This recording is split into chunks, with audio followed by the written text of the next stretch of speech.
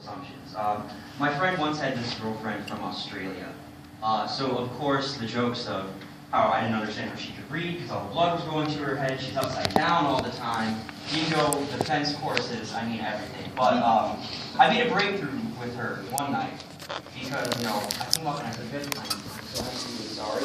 I said all these jokes, I really had no idea anything about her culture and I wanted to apologize for it." And she was really impressed. She thanked me, and she was like, "What really brought this on?" And I said, "Well, last night I was out, and I mean, the steak there was pretty good. So I really felt like having an Australian culture background between that really brought us on to that." It's a little hard for me to get up here and do this, and I'm nervous. I really enjoyed that most of the time. I'm really just going to walk around, see you guys outside the hall after this, and you'll all be like, "Oh, it's that one kid who did really horrible. Let's laugh at him behind his back." I'm going to Thank you. But I like to think that, a little bit of an underdog spirit kind of going on, like a backup comedian. And if you're a Bears fan, maybe that'll help you because your actual franchise quarterback is a vagina. I'm sorry, I can't help you. I do like the Seahawks, though, and, well, sports isn't exactly Seattle's best fare. I decided to leave, and we actually got our shit together. Somehow we were able to beat Manning. That makes no sense to me. We shouldn't be able to beat any pro NFL team out there. Other than that, we don't really have much going for us in Seattle. There's a lot of Asian heritage. I won't spend much time talking about it. Well, I'm the only one in the audience. Why do it? It doesn't make any sense. That's why I'm not in Seattle. Well, you should.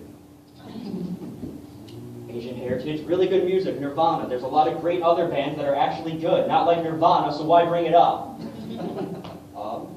What other bands have come out of Seattle? Hendrix was around from there. That was a really great time. There's a huge Hendrix expose at the EMC, which got taken over with a Nirvana, big display. Whatever. It's not like he's really important to Black History, African American History Month. I'm sorry. Okay.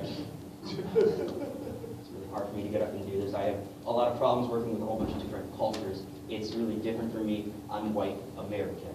One time we were going to a concert, my friends and I, in Seattle, and we were walking back in Seattle. We were, a little bait. Half high, come on.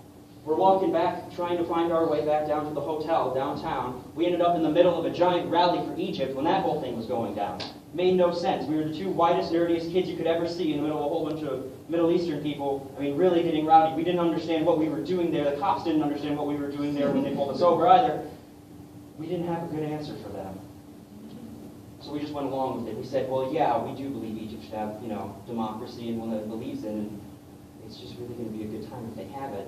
They looked at us and said, we don't really understand what you were doing. You're probably high. We said, that's fair. I'm going to end it there. That's all. Yeah.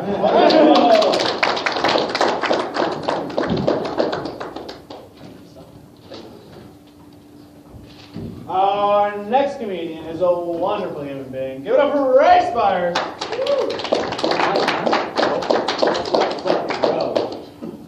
I think you mixed up the introduction. I'm going to pretend like it works. That makes me feel wonderful human being. I'm not going to. I'm still talking into it like it works, though. It might just turn on. What? I drive for a living, and I was in Michigan today, and I had to take a shit, so I pulled over at a gas station.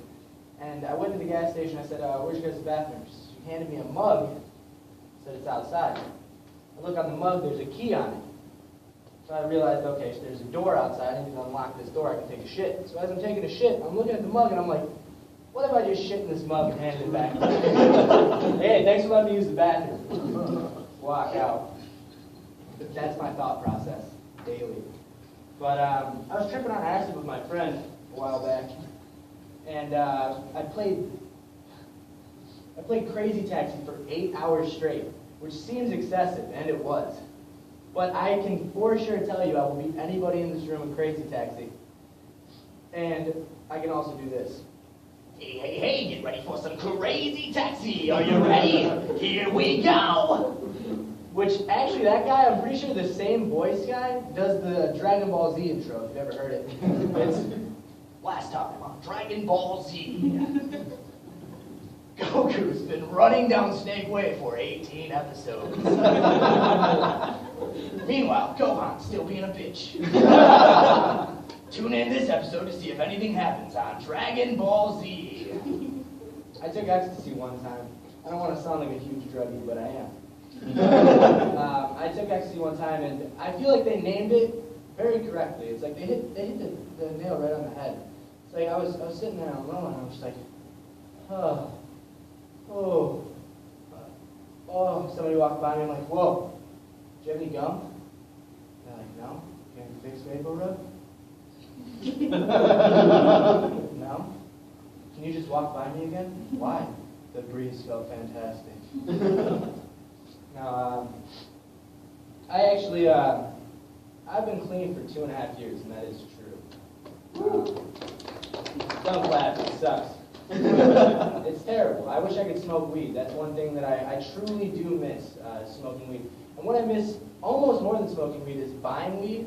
Because you always have the kid with like the flat bill, stupid flat bill hat, and he's like, bro, I got some fire this time.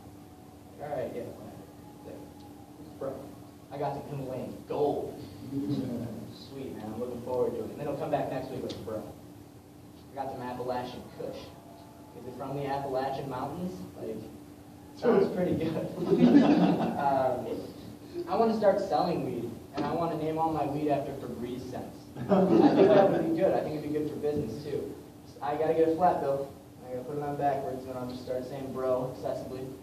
But I just walk around like, bro, need some Mediterranean lavender? I got that shit on lock. Need some citrus breeze? I got that shit, too. How about some Brazilian carnival? Need some of that? Brazilian carnival, that's a real Febreze scent. I don't know if you guys know if you've ever seen it. Don't worry, it's already broken. Shit, no, it doesn't work. Damn. Fuck. I meant to be. Just trying to get it to work. What was I saying? Brazilian. Oh, Brazilian carnival. Yeah, that's a real Febreze scent, which baffles me because it doesn't even sound like it would smell good. Like, when I think of a Brazilian carnival, I think of B.O. and funnel cakes. Just right away, that's the first thing that my mind goes to. Like, imagine you're downwind from a Brazilian carny who just got off the funnel cake line. And he has his arms up stretching. You're just like, dude, what the fuck is that smell? I have a friend like that. Every time he smells something, his entire facial expression changes. And it's like, it's fine, but we're hanging out, dude. People see me with you right now. Everybody thinks I'm hanging out with a fucking idiot right now. Like, dude, come on, man. There's people around. You're embarrassing. What else about me? This is tough, man. I can't even see anything. These fucking lights are killing me right now. I wish this fucking thing worked. I feel like I just need a flaccid object in my fucking hand next to my mouth. Not gay. It's not gay, dude. There's a small object over there. Ooh. Was that a made you look thing right there? Oh, gotcha, fucker. Joke's on you. I've been with my girlfriend now for 3.5 years, and she just recently caught me with porn. Which was a pretty good run, if you ask me. It wasn't bad. But she called me at work, and she was pissed. She's like, we need to talk. I'm like, all right, what's up? She's like, I'll talk to you now. So I hang up my phone. And apparently my cell phone is still connected to a landline, and I accidentally hang it up like that. And so I get home, and I'm like about to walk into my door, and I feel like I'm bringing home an F on my report card. Like I'm gotta get signed by my dad, bring it back to school the next day. Like I'm like, ah, fuck, what did I do? So I walk in the door. She's holding my tablet, or as I call it, my phablet, and it's just months of my browsing history. Right away, as soon as I saw the tablet, I knew what it was. She's like, what is this? And it's just Spankwire, Spankwire, Spankwire, RedTube. I'm like, well, she said, what is this? I'm like, it's porn. That's when two people get together. And they, Ray, I know what porn is. Why are you looking at it?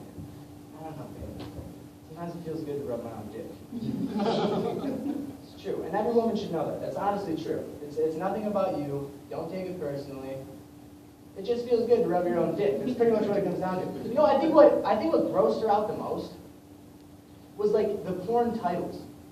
I think that she like imagines me on Google typing in big titty brunette gets pounded by large hard cock. I don't type that. It had a 94% approval rating with 1 million views. 94% of people who saw this video gave it a thumbs up. I'm going to look at it. I mean, there's something to it. I mean, if big titty brunette gets pounded by large hard cock had a 40% approval rating, I'll tell you I wouldn't watch it because I'm almost guaranteeing the camera is down here and all you can see is the dude's ass and balls flopping around. Now, you know, you figure out ways to get past that kind of shit, though, especially being with somebody for 3.5 years. Glad that didn't happen on like the first 6 months, because at least now she knows me. You know, 6 months ago, or if it was 6 months into our relationship, she would have broken up with me and told all of her friends that I'm a creep, and then I would have never gotten laid again. So it worked out well. But you know, we've been together for a while, and I remember when we first started dating, I was nervous to let her meet my extended family, my cousins, my aunts, my uncles, because I come from a long lineage of white trash. Very long lineage. It's strong in my heritage. You can feel it in my blood right now. It makes me want to smoke some crack right now. But yeah, you know, I mean, like if my family tree was an actual tree, it would have sprouted out of a dumpster. That's pretty much what I'm trying to say here is I am a piece of white trash, and so is my family, and I love them to death, but it's, I remember at a very young age realizing, I think there's something up with my family.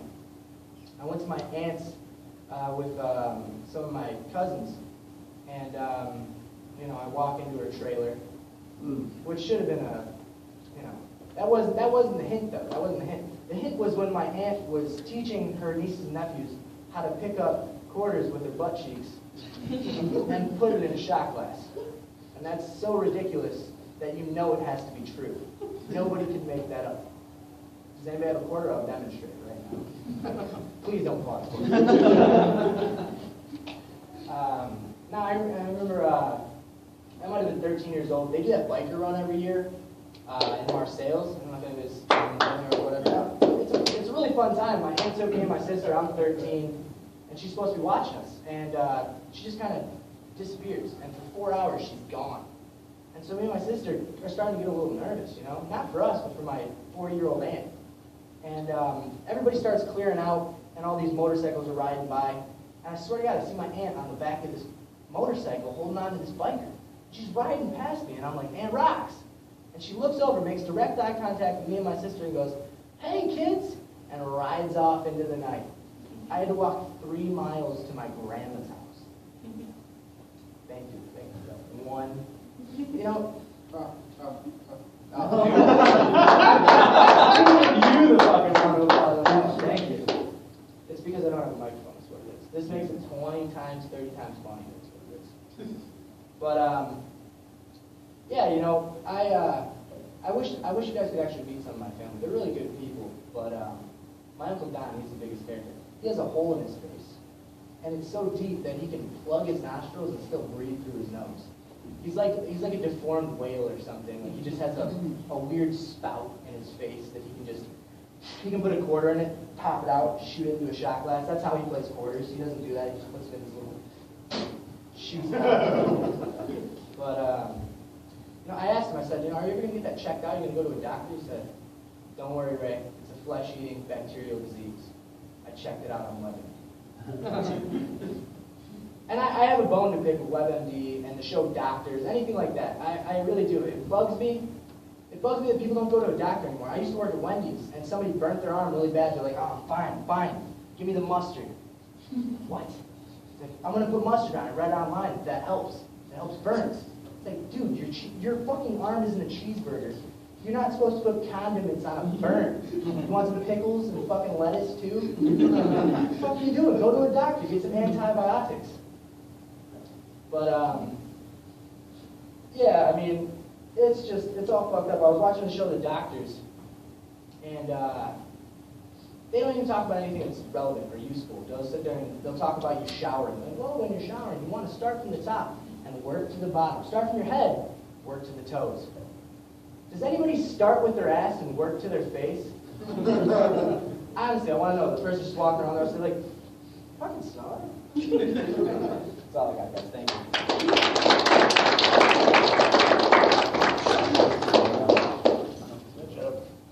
I've got one more. more guy for you, closing it out tonight. Is my...